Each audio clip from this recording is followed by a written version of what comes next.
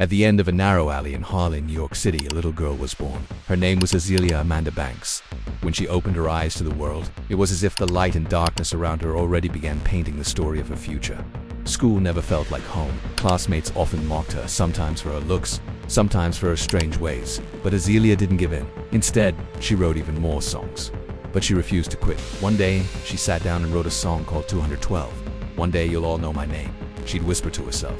Growing up on the rough streets of Harlem meant learning to face reality early. She lost her father when she was very young, and her mother's affection was like a shadow, sometimes near, sometimes distant.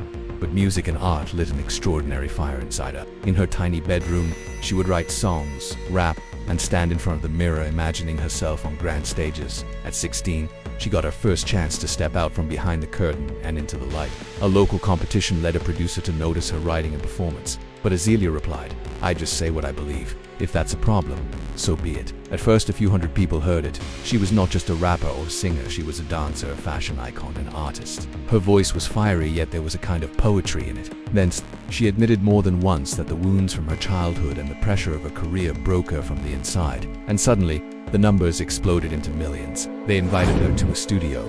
On her first day there, she ran her hand along the wall and said, "These walls will witness my dreams." But the journey was far from easy. Recording songs, switching producers, struggling with money. Sometimes it felt like this path wasn't meant for her. She recorded it in her small Harlem apartment with a cheap microphone. That song was rebellion and confidence wrapped into one. She was more than an artist. She was a movement, a voice that screamed you don't have to be what society wants you to be. That's what made her different. Brave and real. 212 was uploaded to YouTube. She performed on stages across Europe, headlined at fashion shows, and appeared on the covers of big magazines. But look at me now, you can do it too. Learn to write your own story. The hurt, anger, and restlessness she carried inside began to show. The song was like a storm, wild, unapologetic, and addictive. Everyone asked, "Who is this girl?" She answered, "I'm Azealia Banks, and I'm not stopping." Someone who refused to follow the rules, who clung to her dreams, who used music as the language of her pain and love. Artists like her may never become completely easy or conventional, but the fire in their hearts reminds us, real art and freedom have no map.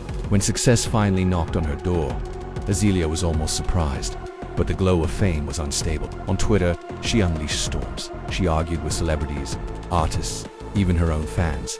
Many said, she's lost her mind. Her name often made headlines for the wrong reasons. Yet no one could deny her talent. Another big chapter of Azealia's life was her struggle with mental health. In an interview she said, "I've never just been a happy girl, but what I do, writing and singing, that's what keeps me alive." Whenever people tried to write her off, she came back with new music, reminding everyone how powerful she really was. Her fashion sense also set her apart. Colorful hair, bold outfits, and unapologetic style. When people said, "You can't do that," she did it anyway. When people said, "You're too much," she spoke even louder. Controversy became a part of her life. Some people loved her, others hated her, but she always wanted to stay true to herself. At a concert, she once spoke to the crowd. "If any of you ever feel like you don't belong in this world, remember I used to feel that too." The story of Azealia Banks is not just about the rise and fall of an artist, it's the story of a fighter. Her life is still going. She still writes, still performs, still speaks her mind. The little girl from Harlem is still walking her own path, sometimes like a storm, sometimes like a quiet river, because she knows, who I am is my strength.